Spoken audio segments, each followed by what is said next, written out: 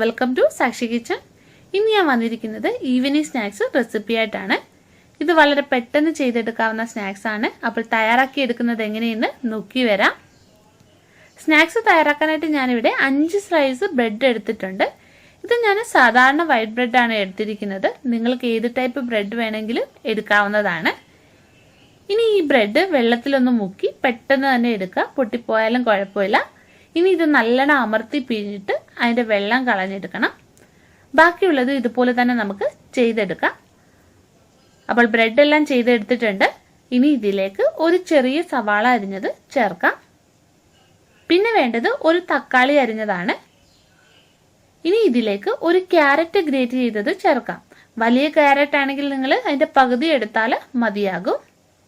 പിന്നെ കുറച്ച് മല്ലിയില അരിഞ്ഞത്, പിന്നെ 2 പച്ചമുളക് അരിഞ്ഞത്. ഇനി വേണ്ടത് കുറച്ച് ചില്ലി ഫ്ലേക്സ് ആണ്. 1 ടീസ്പൂൺ ചേർത്തിട്ടുണ്ട്. നിങ്ങളുടെ എരിവിനനുസരിച്ചിട്ട് വേണം പച്ചമുളകും ചില്ലി ഫ്ലേക്സും ചേർത്ത് കൊടുക്കാൻ. ആവശ്യത്തിന് ഉപ്പ് ചേർക്കാം. ഇനി ഇതെല്ലാം കൈകൊണ്ട് നല്ലോണം ഒന്ന് യോജിപ്പിച്ചെടുക്കാം. ഇനി ഇതിലേക്ക് 3 ടേബിൾ സ്പൂൺ അരിപ്പൊടി ചേർക്കാം. ഒന്ന് കുഴച്ചു കൊടുക്കാം.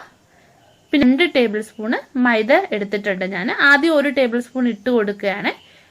പിന്നെ മാവ് ലൂസായിട്ട് തോന്നുകയാണെങ്കിൽ ബാക്കിയുള്ള മൈദയും കൂടെ ചേർത്തിട്ട് നമുക്ക് കുഴയ്ക്കാം. അപ്പോൾ ഞാൻ 2 ടേബിൾ സ്പൂൺ മൈദയെ എടുത്തിട്ടുണ്ട്. മാവ് കുഴച്ചെടുത്തിട്ടുണ്ട്. ഇതുപോലെ കുഴച്ചെടുക്കുക. ഇനി കയ്യിൽ എണ്ണ തടവിയിട്ട് കട്ട്ലേറ്റിന്റെ ഷേപ്പിൽ നമുക്ക് ആക്കിയെടുക്കാം. നിങ്ങൾക്ക് ഇഷ്ടമുള്ള ഷേപ്പിൽ ചെയ്തെടുക്കാവുന്നതാണ്. അപ്പോൾ ഓരോന്നായിട്ട് ചെയ്തെടുക്കാം. എല്ലാം ചെയ്തെടുത്തിട്ടുണ്ട്. ഇനി ഇത് ഫ്രൈ ചെയ്തെടുക്കാനുള്ള ഓയിൽ ചൂടായിട്ട് വന്നിട്ടുണ്ട്.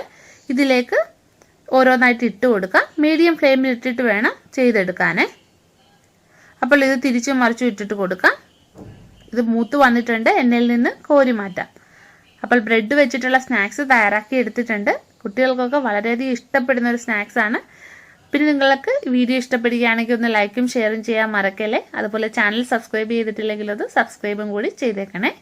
ഇനി നമുക്ക് വീണ്ടും മറ്റൊരു നല്ല റെസിപ്പിയുമായിട്ട് കാണാം.